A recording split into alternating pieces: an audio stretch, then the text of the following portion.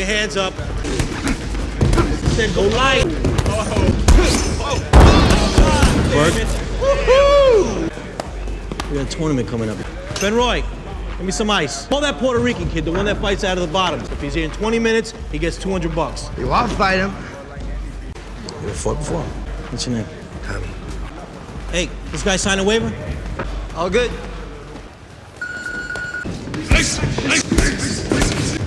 Come on, check that kick.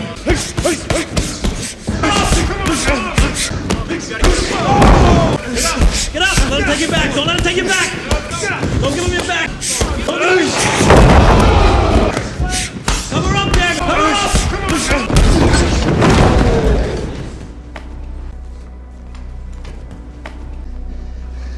You owe me $200.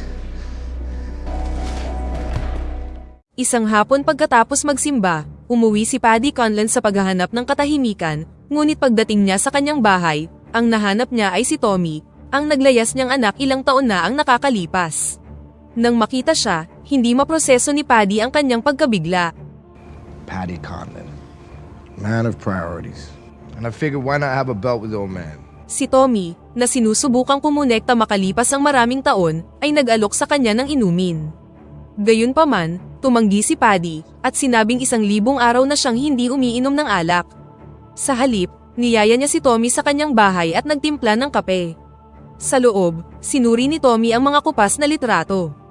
Isinasalaysay nila ang kwento ng isang batang lalaki na dating naghari sa wrestling mat na hindi man lang nakatikim ng pagkatalo sa 100 laban.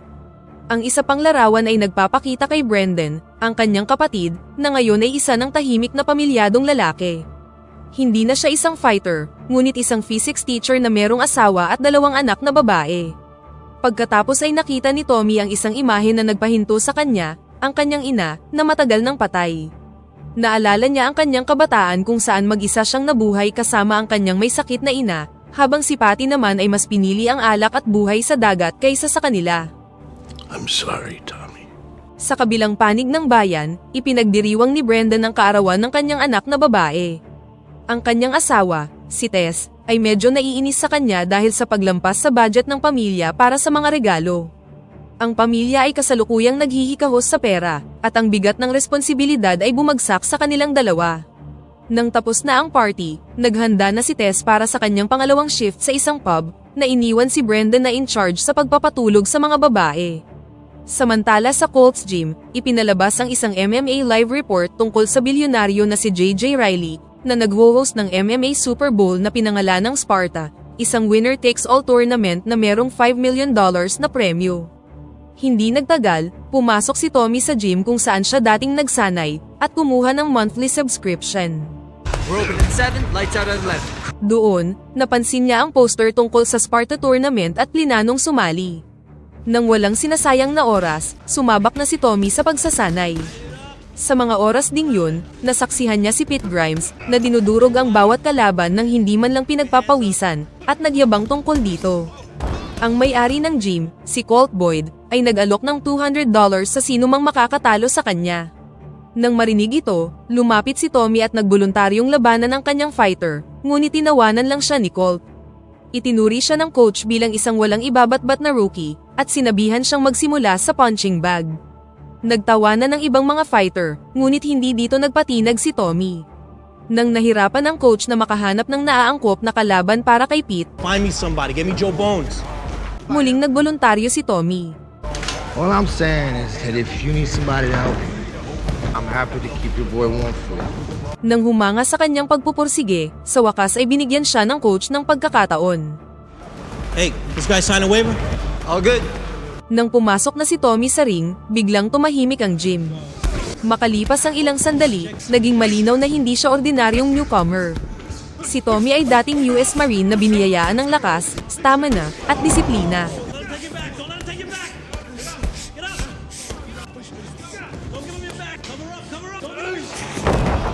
Pinabagsak ni Tommy si Pete sa loob lang ng ilang segundo, na nagpapakita ng kanyang elite level na kasanayan.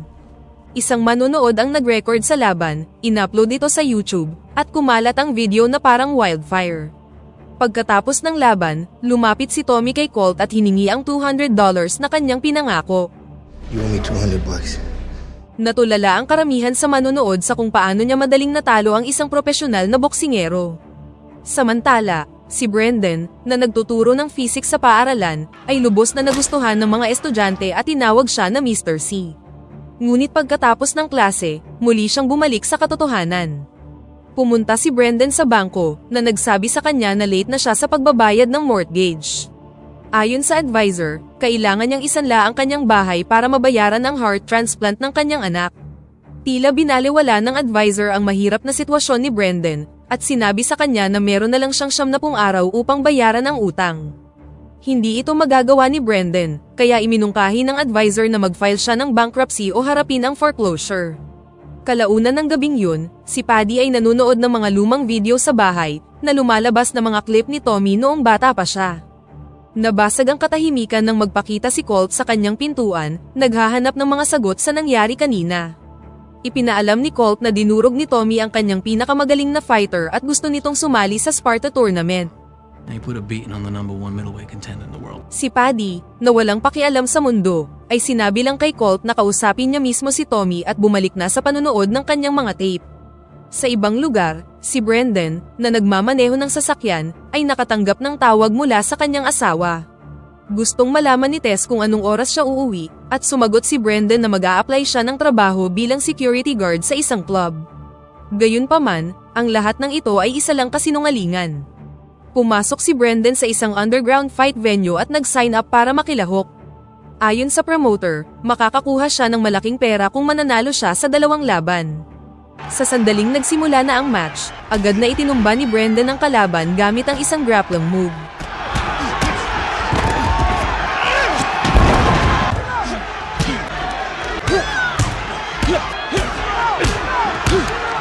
Naghiyawan ang mga tao, ngunit iginiit ng organizer kay Brendan na kailangan niyang manalo ng 2 pang laban upang maiuwi ang premyo. Kinaumagahan, umuwi si Brendan at laking gulat ni Tess nang makitang bugbog sarado ang asawa. Inamin niya na nagsinungaling siya tungkol sa kanyang trabaho bilang bouncer, at ang totoo ay bumalik siya sa kanyang dating gig. Nangako siya kay Tess na hindi na muli ito uulitin, ngunit nauubusan na sila ng mga opsyon lalo na't kailangan nila ng pera. Nangako si Tess na hahanap sila ng solusyon, ngunit nais niyang talikuran ni Brendan ang pakikipaglaban. Samantala, nadatnan ni Tommy si Patty sa isang diner habang kumakain siya ng mag-isa. Umupo si Tommy, at diretsahang hiniling kay Patty na maging kanyang coach para sa Sparta. And I'm gonna need a trainer. Not that much you were good at. This doesn't mean anything, okay? Sumang-ayon naman si Patty dito, ngunit nagtakda siya ng isang panuntunan. Kung gusto niya siyang maging coach, wala ng mga pills at kailangan niyang sumailalim sa tamang diet. Hindi na nakipagtalo pa si Tommy at agad niyang itinapon ang bawat tableta na meron siya. Samantala sa paaralan, pinag-uusapan ng lahat ang tungkol kay Teacher Brendan, at sinabi ng isa sa mga estudyante na nakita niya siya sa isang underground fight kagabi. Pagpasok ni Brendan sa klase, napansin nila ang kanyang black eye at nakumpirma nila na totoo ito. Ilang sandali pa, sinimulan na ni Brendan ang klase, ngunit ang prinsipal na si Joe Zito ay ipinatawag siya sa kanyang opisina. Doon, isiniwalat ni Joe na darating ang superintendent at humingi ng paliwanag. Ang pagkakasangkot ni Brendan sa mga illegal fight ay lumalabag sa patakaran ng paaralan dahil ang mga guro ay nilalayong mag-set ng example sa mga estudyante. You can't be doing it. Sa kabila nito, malinaw na nagulat si Joe nang malaman na si Brendan ay dating isang professional MMA fighter. Nang gabing yun, ikinwento ni Brendan kay Tess ang buong pangyayari at sinabing 2 buwan siyang sinuspinde sa pagtuturo ng walang bayad. Mabigat ang mga kahihinatnan, ngunit naiintindihan ito ng kanyang asawa. Ipinaalam ni Brendan na pumasok siya sa ring na yon upang protektahan ang kanilang pamilya mula sa pagkalunod sa utang. Dahil wala na silang ibang choice, binalangkas ni Brendan ang kanyang plano. Simula sa susunod na araw, babalik na siya sa boxing gym. Magbibihis siya na parang papasok sa trabaho tuwing umaga para hindi magtanong ang mga bata. Samantala, sa isang US military base sa Iraq, isang sundalo na nagngangalang Mark Bradford, ang nakakita ng isang bagay sa viral video na nagpatigil sa kanya. Ito ay si Tommy, na pinatumba si Pete sa loob ng ilang segundo. Tumakbo si Mark papunta sa kanyang tent, kumuha ng lumang video camera, at nagplay ng isang tape. Sa loob nito, siya at ang kanyang koponan ay nakulong sa loob ng isang tangke. Sa sandaling yun, isang marine ang matapang na sumugod sa linya ng mga kaaway, binuksan ang hatch ng tangke, at hinila sila patungo sa kaligtasan. Ang marine na yon ay si Tommy, ang taong gumagawa ngayon ng mga headline bilang isang fighter na minsang nagligtas ng mga buhay sa digmaan. Kinaumagahan, naglakad si Brendan sa isang pamilyar na lugar, ang gym na pag-aari ng kanyang dating trainer na si Frank Campana. Ilang taon na ang lumipas mula nang magkausap sila, mula nang ikasal si Brendan. Humingi ng paumanhin si Frank sa hindi pagpaparamdam sa kanya, at sinabing masaya siyang nakita siyang muli. Sa kanyang opisina, ikinwento ni Brendan ang tungkol sa bangko na gustong kunin ang kanyang bahay, at maingat na hiniling kay Frank na e-train siya upang makabangon muli. Sa kasamaang palad, si Frank ay may sarili ring mga problema. Ang gym ay nahihirapan, at naghihintay siya ng loan para lang mapanatiling bukas ang mga pintuan. Gayunpaman, hindi pumunta doon si Brendan para mangutang ng pera. Gusto niyang muling lumabas sa mga underground fight na alam niyang sapat para matulungan ang kanyang pamilya na makasurvive.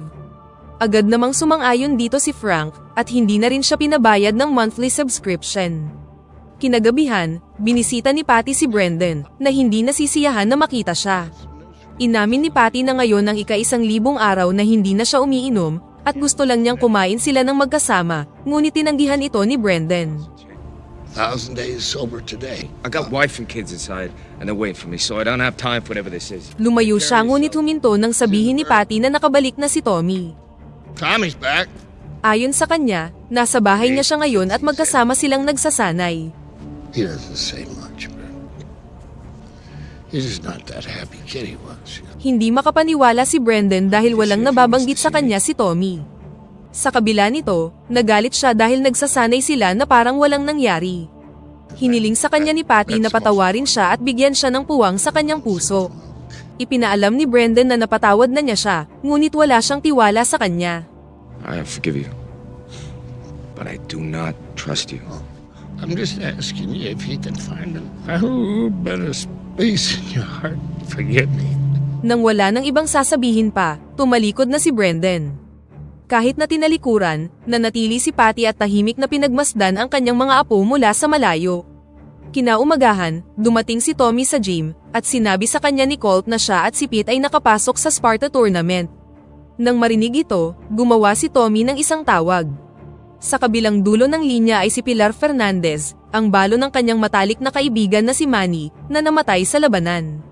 Sinabi ni Tommy ang kanyang plano na manalo sa Sparta tournament, at bawat sentimo ng premyong pera ay mapupunta sa kanya at sa kanyang mga anak na naiwan ni Manny. Nang 1 buwan na lang ang natitira bago magsimula ang Sparta, tumaas ang pressure sa bawat kalahok. 16 na fighter ang nakapasok, kabilang sa kanila si Koba, isang napakalakas na fighter mula sa Russia na may marahas na reputasyon. Tumindi ang pagsasanay, at itinulak ni Tommy ang sarili sa limitasyon sa ilalim ng mahigpit na pagbabantay ni Patty. 4 na araw bago ang paligsahan, bumalik si Brendan kay Frank at inilatag ang lahat. Gusto niyang sumali sa Sparta tournament, ngunit iginiit ni Frank na naipasok na niya ang isa pang fighter, si Marco. Bukod dito, si Brendan, na dating pro, ay wala na sa kanyang prime. Gayunpaman, nilinaw ni Brendan na ito na ang kanyang huling shot para mapanatili ang kanyang pamilya sa kanilang tahanan. Nang marinig ni Frank ang kanyang pagiging desperado, pumayag siya na maghain ng apela. Kinabukasan, sinagot ni Tess ang tawag mula kay Frank at sinabing naaprubahan ang apela ni Brendan. Opisyal na siyang kalahok sa Sparta, at kukunin niya ang pwesto ni Marco. Excited si Brendan sa balita, ngunit natatakot dito si Tess dahil alam niya kung ano ang kayang gawin ng ring sa isang tao. Ang pagharap sa fighter tulad ni Koba ay hindi lamang risky, ngunit ito ay sobrang mapanganib. Sinabi ni Brendan na kung hindi niya susubukan, kukunin ng bangko ang kanilang bahay sa loob ng 3 linggo. Gusto ni Brendan na suportahan siya ni Tess, ngunit tumanggi ito na makita siyang lumaban muli. Hindi nagtagal, dumalo sina Brendan at Frank sa opisyal na press conference ng Sparta, at lahat ng 16 na fighter ay naroroon. Sinuri ni Brendan ang silid, at biglang natigilan nang makitang naroon din si Tommy. Ang kanyang kapatid ay isa sa mga kakumpetensya, at ang balitang ito ay tumama ng husto sa kanya dahil ilang taon na silang hindi nagkikita. Sa sandaling yun, halos magkaroon na sila ng pagkakataong muling kumonekta, ngunit tumalikod si Tommy bago pa siya makapagsalita. Ang katahimikan sa pagitan nila ay nagsasabi ng lahat. Noong gabing yun, isang breaking story ang ipinalabas sa mga sports network at si Patty ay nanunood sa telebisyon. Ang sundalong si Mark ay nagbahagi ng isang nakakatakot at nakaka-inspired na alaala mula sa Iraq. Ayon sa kanya, ang isa sa mga fighter ng Sparta, si Tommy, ay minsang nagsagawa ng isang matapang na pagsagip nang buksan niya ang hatch ng natrap na tangke at nailigtas ang buong unit. Hindi na sa kanya nakapagpasalamat si Mark dahil nawala si Tommy pagkatapos ng misyon. Sa kabila ng pagpapasalamat, tila hindi natuwa si Tommy at umalis para magpahangin. Before I could get out and thank him, he was gone. You saved my life, brother. Hindi nagtagal, si Tommy ay naglalakad ng mag-isa sa dalampasigan nang makasalubong niya si Brendan sa daan. Ito ang unang pagkakataon na muli silang nagkaharap sa loob ng maraming taon.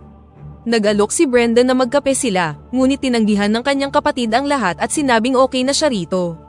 I was thinking we should go grab a coffee. Nah, I'm good right here.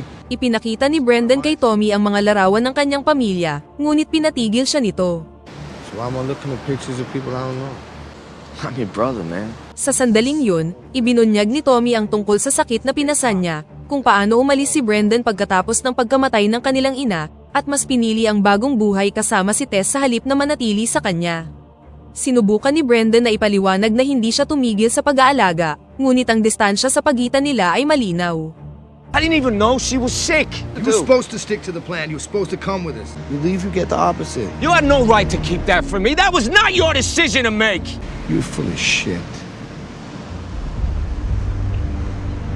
Kinabukasan, ang mga estudyante sa paaralan ni Brendan ay lumapit kay Principal Joe para magbigay ng isang ideya. Gusto nilang mag-host ng group watch party para sa Sparta tournament bilang fundraiser para kay Brendan. Gayunpaman, agad itong tinanggihan ni Joe. Sa kanyang pananaw, masyadong marahas ang MMA para i-promote. Nang dumating na ang gabi ng torneo, yumayanig ang arena sa sigla ng mga taong dumalo. Kumikislap ang mga ilaw, naghihiyawan ang mga tao, at sinusundan ng mga kamera ang bawat paggalaw.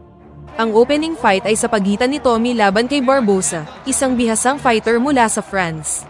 Hindi nag-aksaya ng oras si Tommy, at agad na pinalasa kay Barbosa ang kanyang lakas, na tumapos sa laban sa loob lang ng ilang segundo. Malinaw ang kanyang layunin, wala siya doon para makipagkumpetensya, kundi naroon siya para mangibabaw. Samantala sa locker room, si Brendan ay nakaupo sa katahimikan, nababalot ng nerbiyos habang papalapit na ang oras. Nang makita ito, mabilis na kumilos si Frank. Hiniling niya sa mga organizer na i-play ang classical music ni Beethoven habang papasok si Brendan sa ring. Sa sandaling nagsimula ang musika, bumalik ang focus ni Brendan.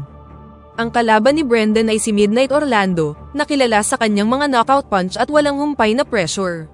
Ngunit ang hindi inaasahan ni Orlando ay ang tibay ng loob ni Brendan, at ang kakayahan niyang tumanggap ng parusa at patuloy na lumaban. Samantala sa bahay, si Tess, na nagtutupi ng labada, ay kanina pa kinakabahang sinusuri ang kanyang telepono sa paghihintay ng anumang balita. Hindi nagtagal, tumunog na ang bell at nagsimula na ang match. Si Joe, na nasa bahay sa mga oras na yun, ay tense na pinapanood ang laban. Maagang nang ibabaw si Orlando, nakapagpatama ng mabibigat na suntok at pinilit si Brendan sa mat. Nilock niya siya sa isang chokehold, na mukhang imposible ng matakasan, ngunit tumanggi si Brendan na mag-tap. Kumapit siya, at tinulak ang sarili sa sakit hanggang sa matapos ang round. Nang magsimula ang pangalawang round, nag-adopt si Brendan. Tinanggap niya ang ilang pag-atake, nanatili sa kanyang mga paa, at naghintay sa opening. Nang magbukas ang sandali, tinake-down niya si Orlando at nilock siya sa isang armbar. Sa higpit ng pagkakalock, wala nang naging choice si Orlando kundi ang mag-tap. Ang pagkapanalong ito ay nagpadala ng nakaka-inspired na hangin sa lahat ng mga manunood. Sa bahay, walang masabi si Joe sa tuwa at ibinalita pa sa asawa ang nakita. Samantala, binasa ni Tess ang mensahe ni Brendan at hindi mapigilang maluha. Ang sumunod na laban ay nagpadala ng shockwave sa buong arena. Si Koba, ang walang-awang Russian fighter, ay pumasok sa cage at tinapos ang laban sa isang malinis at mapangwasak na knockout. Pagkaraan ng ilang sandali, nakuha ni Pete ang sarili niyang panalo at diretsyong tumingin sa kamera, na may malinaw na mensahe na si Tommy ang isusunod niya.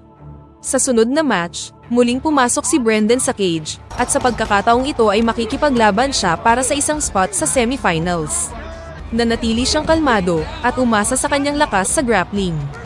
Gumana ang diskarteng ito, at siya ay nakakuha ng isa pang tagumpay. Pagkatapos ay dumating na ang turn ni Tommy. Wala siyang sinayang na oras, nagpatama ng ilang malalakas na suntok, at agad na tinapos ang laban. Natapos ang elimination round, at tanging mga pinakamalakas na lang ang natira. Kinabukasan, nakipagkita si Paddy kay Tommy sa isang kasino, umaasang maaayos ang kanilang nasirang relasyon. Sinubukan niyang kumonekta, ngunit itinaboy siya ni Tommy, na malinaw na galit pa rin sa kanya. I don't need you now. Where were you when it mattered? Here's a cup. Get the f*** out of here! Come on! Kalaunan ng gabing yun, bumalik si Tommy sa bahay at natagpuan si Paddy na lasing, nakaupo at nakikinig sa isang sermon. Ang bigat ng mga nakaraan niyang pagkakamali ay sa wakas ay kumonsensya at nagsink-in na sa kanya. Sa unang pagkakataon, nakakita si Tommy ng kakaiba sa kanyang ama, at ito ay tunay na pagsisisi. Sa sandaling yun, ipinagtapat ni Paddy ang kanyang pagmamahal para sa kanyang dalawang anak.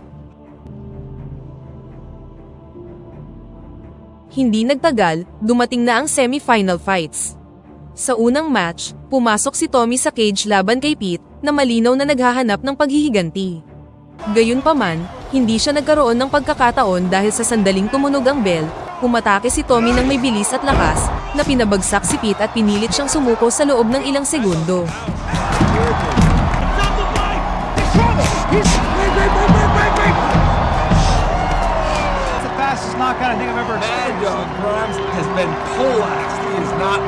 Pagkatapos ay dumating na ang pinakamahirap na pagsubok ni Brendan, si Koba. Puno ang arena, at sa pagkakataong ito, si Brendan ay hindi nalalaban ng mag-isa. Nagtipon-tipon ang kanyang mga estudyante sa isang pampublikong screening, at kahit na si Principal Joe ay nanunood. At sa gitna ng madla, nakita ni Brendan si Tess, na dumating upang makita siyang lumaban. Nang tumunog ang bell, sumugod si Koba, at naghagis ng mabibigat na suntok. Sa pagtatapos ng unang round, pasuray-suray na naglakad si Brendan sa dami ng mga natamo niya. Hindi rin naging maganda ang round 2, dahil si Koba ay patuloy na nagbigay ng napakabigat na pressure sa kanya. Sunod-sunod na tama ang kinain ni Brendan, halos hindi na makasurvive, ngunit tumanggi siyang huminto. Bago ang huling round, hinila siya ni Frank sa isang tabi at ipinaalala sa kanya kung ano ang nakataya. Kung walang pera, ibig sabihin ay wala ring tahanan at walang stability para sa kanyang pamilya. Tumango si Brendan, at alam na niya ang gagawin sa susunod na round. Nang magsimula ang huling round, nanatiling kalmado at nakafocus si Brendan. Naghintay siya sa isang opening, at nang dumating ito, agad niya itong kinuha. Itinumban niya si Koba, at pagkatapos ay nilock siya sa isang chokehold. Makalipas ang ilang segundo, sumuko na si Koba. Sumabog ang arena sa hiyawan ng manonood, at dahil sa panalo ni Brendan, may spot na siya sa finals. Ilang sandali bago ang huling laban, isang revelasyon ang gumulat sa arena. Kinumpirma ng mga report na si Tommy ay isang nawawalang Marine na nag-awol matapos masaksihan ang pagkamatay ng kanyang kaibigan na si Manny sa Iraq. Ngayon, naghihintay sa kanya ang military police para arestuhin siya pagkatapos ng laban. Gayunpaman, nilinaw ni Tommy ang kanyang intensyon. Kung mananalo siya, bawat dolyar ay mapupunta sa balo ni Manny. Pagkatapos ay dumating ang twist na hindi inaasahan ng sinuman. Ang huling laban ay sa pagitan ng magkapatid, si Tommy at si Brendan, at ang karamihan ay hindi makapaniwala sa balita. Sa waiting room, pinakiusapan ni Tess si Brendan na umatras na, ngunit iginiit ng fighter na hindi niya ito magagawa. Pagkaraan ng ilang sandali, unti-unting dumilim ang ilaw sa arena, at ang buong lugar ay muling nabuhay nang pumasok na si Brendan sa hawla. Nang magsimula ang unang round, sumugod si Tommy, at nagpakawala ng sunod-sunod na pag-atake.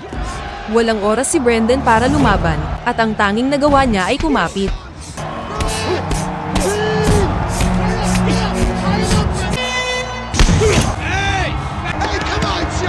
Nang magsimula ang ikalawang round, mas tumindi pa ang pace at mas maraming parusa ang nagland kay Brendan. Nakipaglaban si Tommy na parang isang taong may gustong patunayan na ang bawat pag-atake ay pinalakas ng mga taon ng galit.